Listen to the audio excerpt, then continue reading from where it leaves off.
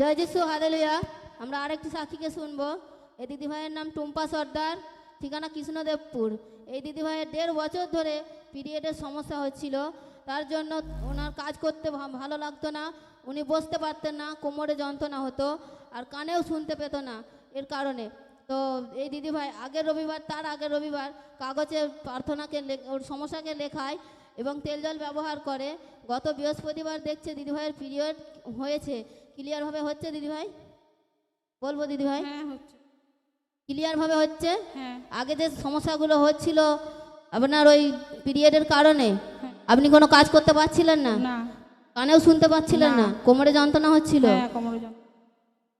তারপরে আপনি কাগজ লেখালেন, জল তেল ব্যবহার করলেন, তো আগের বৃহস্পতিবার দেখছেন আপনার পিরিয়ড ক্লিয়ার হয়েছে।